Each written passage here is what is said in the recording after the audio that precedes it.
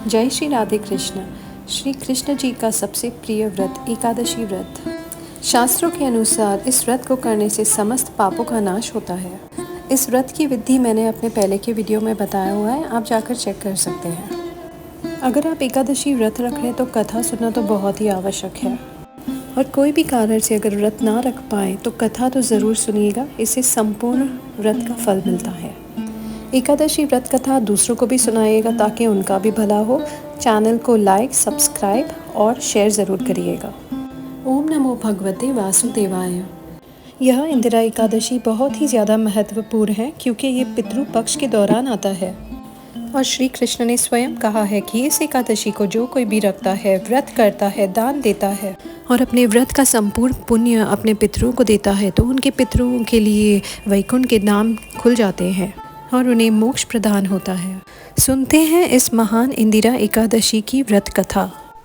ओम नमो भगवते वासुदेवाय। युधिष्ठिर महाराज बोले, हे मधुसूदन, हे मधुदानव के संहारक, अश्विन माह के कृष्ण पक्ष में आने वाली एकादशी का क्या नाम है? कृपया मुझे इसकी महिमा बताइए। तब भगवान श्री कृष्ण ने उत्तर दिया, इस पवित्र दिन को इंदिरा एकादशी कहा जाता है। यदि कोई व्यक्ति इस दिन व्रत रखता है तो उसके सभी पाप नष्ट हो जाते हैं और उसके पूर्वज जो नरक में पड़े हैं मुक्ति पा जाते हैं। हे राजन श्रेष्ठ, इस पवित्र एकादशी के विषय में श्रवण मात्र से ही अष्टमी का पुण्य प्राप्त होता है। सतयुग में इंद्रसेन नाम का एक राजा था जो इतना शक्तिशाली था कि उसने अपने सभी शत्रुओं का नाश कर दिया था। उसका राज्य महिष्मतिपुरी कहलाता था। प्रतापी और अत्यंत धार्मिक राजा इंद्रसेन अपनी प्रजा का बहुत ध्यान रखते थे, इसलिए वे स्वर्ण, अन्न, पुत्र और पौत्रों से समृद्ध थे। वे भगवान श्री विष्णु के भी परम भक्त थे। उन्हें विशेष रूप से मेरा नाम जपते हुए गोविंद गोविंद का जाप करना अच्छा लगता था। इस प्रकार राजा इंद्रसेन ने व्यवस्थित रूप में स्वयं को शुद्ध आध्यात्मिक जीवन के लिए समर्पित कर दिया और परम सत्य के ध्यान में अपना अधिकांश समय व्यतीत किया।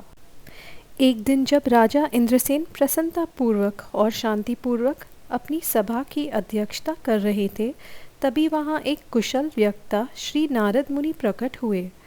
शंख के समान श्वेत, चंद्रमा के समान चमकते हुए, चमेली के पुष्प के समान, विद्युत के समान नारद मुनि आकाश से उतर रहे हैं।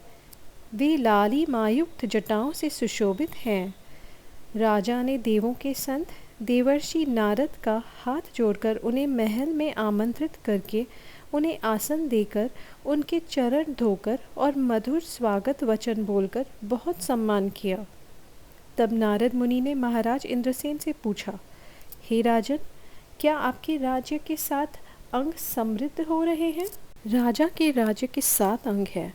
राजा का स्वयं का कल्याण, उसके मंत्री, उसका कोष, उसकी सेना, उसके मित्र, ब्राह्मण, उसके राज्य में किए जाने वाले यज्ञ और राजा की प्रजा की आवश्यकताएं। क्या आपका मन इस बात पर विचार करने में लगा है कि आप अपने कर्तव्य का उचित पालन कैसे कर सकते हैं? क्या आप परम भगवान श्री विष्णु की सेवा में अधिकाधिक समर्पित और समर्पित होते जा रहे हैं?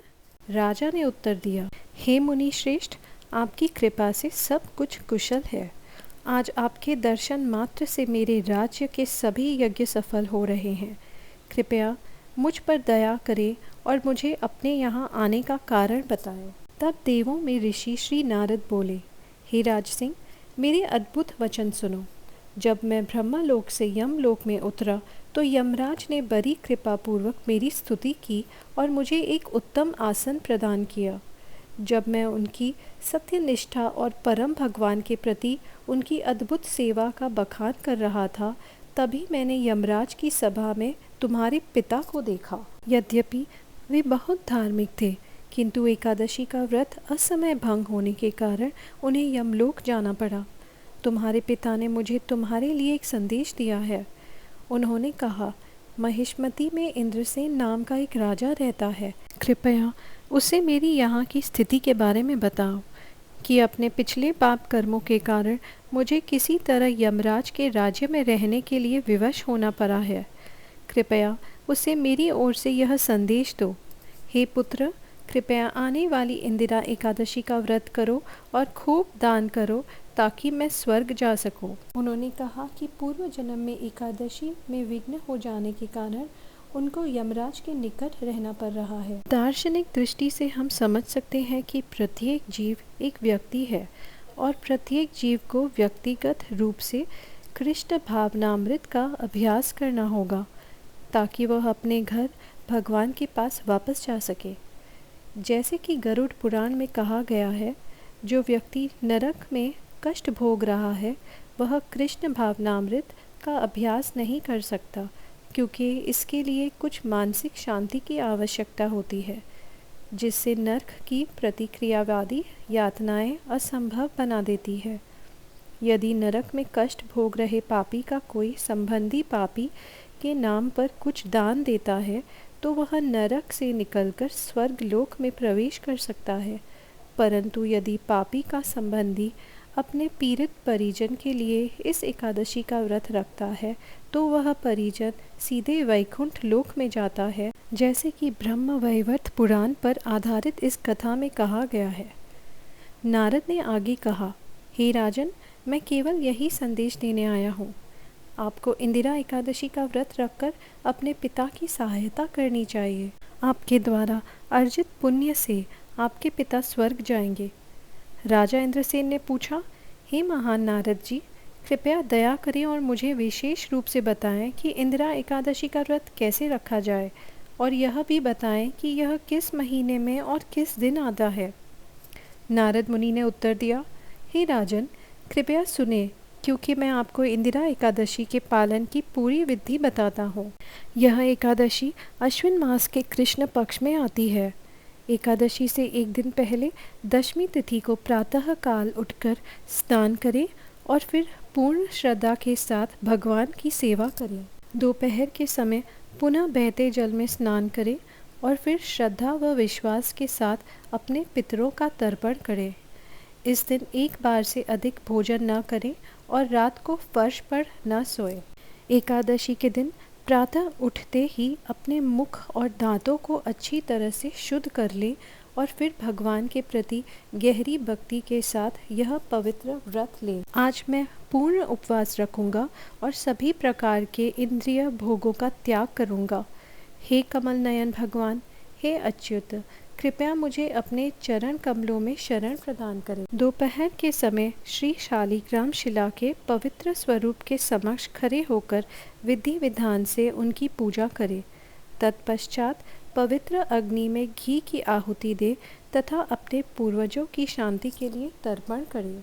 इसके बाद योग्य ब्राह्मणों को भोजन कराएं, स्पष्टतः अन्न रहित प्रसाद तथा अपनी क्षमता के अनुसार उन्हें कुछ दान दें। अब अपने पितरों को अर्पित किए गए पिंडों को ग्रहण करें, उन्हें सूंघें और फिर गाय को अर्पित करें। इसके बाद धूप और पुष्प से भगवान ऋषिकेश का पूजन करें और अंत में भगवान श्री केशव के विग्रह के पास रात्रि जागरण करें। अगले दिन प्रातःकाल द्वादशी तिथि को श्री हरि की भक्ति पूर्वक पूजा करें और ब्राह्मण भक्तों को उत्तम भोजन के लिए आमंत्रित करें। फिर अपने रिश्तेदारों को भोजन कराएं और अंत में चुपचाप भोजन ग्रहण करें। हे राजन, यदि तुम इस प्रकार इंद्रियां संयमित होकर इंदिरा एकादशी का व्रत करोगे तो तुम्हारे पिता अवश्य ही भगवान विष्णु के धाम को प्राप्त होंगे। ऐसा कहकर देवर्षि नारद किसी अन्य को आशीर्वाद देने के लिए तुरंत वहां से अंतर्ध्यान हो गए। राजा इंद्रसेन ने महान संत के निर्देशों का पूरी तरह से पालन किया और अपने रिश्तेदारों और सेवकों के साथ व्रत का पालन किया। जैसे ही उन्होंने द्वादशी तिथि को अपना व्रत तोड़ा, आकाश से फूल बरसने लगे। इस व्रत को करने से इंद्रसेन महाराज को जो पुण्य प्राप्त हुआ, उससे उनके पिता यमराज के राज्य से मुक्त हो गए और उन्हें पूर्ण आध्यात्मिक शरीर प्राप्त हुआ। वास्तव में इंद्रसेन ने उन्हें गरुड़ वाहन की पीठ पर भगवान हरि के धाम की ओर जाते हुए देखा। इंद्रसेन स्वयं बिना किसी बाधा के अपने राज्य पर शासन करने में सक्षम थे और समय आने पर जब उन्होंने अपने पुत्र को राज्य सौंपा तो वे भी वैकुंठ के आध्यात्मिक क्षेत्र में चले गए। हे युधिष्ठिर, यह इंदिरा एकादशी की महिमा है। जो अश्विन मास के कृष्ण पक्ष में आती है। जो कोई इस कथा को सुनता या पढ़ता है वह इस संसार में जीवन का आनंद उठाता है, अपने सभी पिछले पापों से मुक्त हो जाता है और मृत्यु के समय भगवान के पास वापस चला जाता है, जहाँ वह शाश्वत काल तक रहता है। इस प्रकार ब्रह्मवैवर्त पुराण से ली गई अश्विन कृष्ण एकादशी या इंदिरा एकादशी की महिमा का वर्णन समाप्त होता है। जय श्री हरि। मेरी भगवान से यही प्रार्थना है कि जो भी श्रद्धालु सुन रहे हैं उन सबकी मनोकामनाएं भगवान अवश्य पूरा करें। जय श्री नारायण।